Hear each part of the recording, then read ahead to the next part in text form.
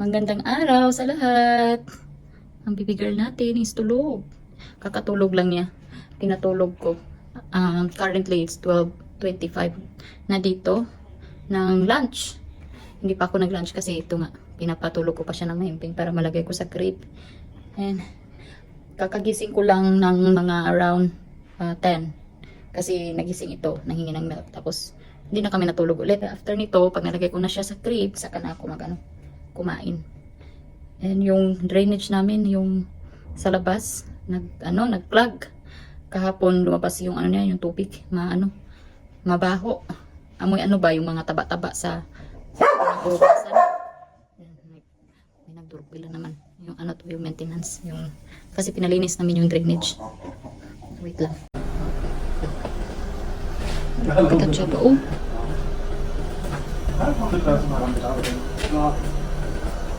Sinali.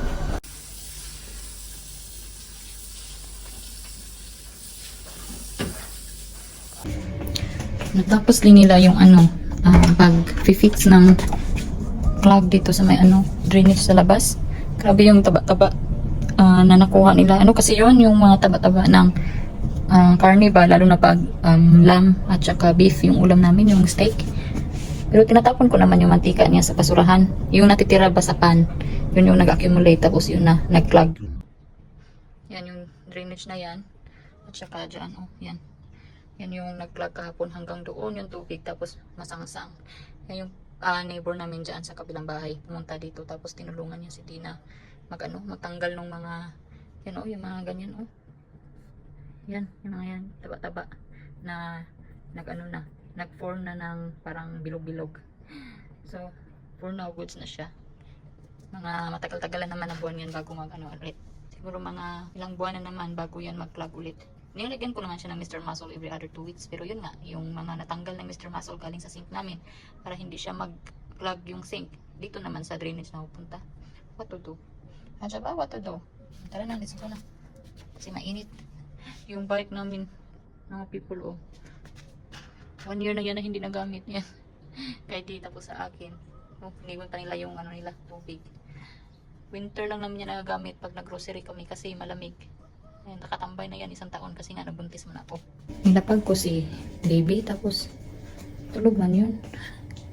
Ngayon, gising? Ito na kumakain ng ito, tinapay. Yan.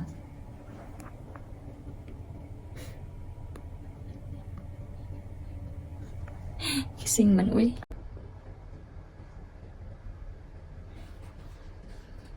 Ayan ko na lang siya dyan. Baka sakaling matulog nang siya lang. Kasi nag-chill-chill man siya. Nagkatabi yung 2 dal niya. Umiti. Paano yan? Natutulog. Ipangiti-ngiti man.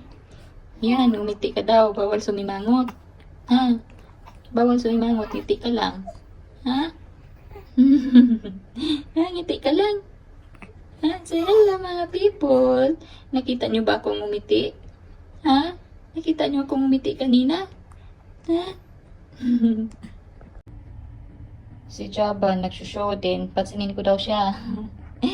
Pansinin ko daw siya kasi si baby girl daw palagi. Nawala daw siya sa Nawala ka sa aking vlog?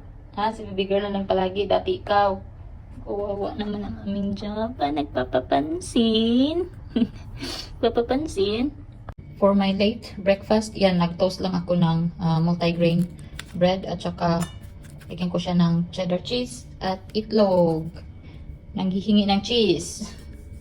Binibigyan ko siya konti kasi paborito niya ang cheese. Hindi pwede pag masobrahan. Andiyan ka?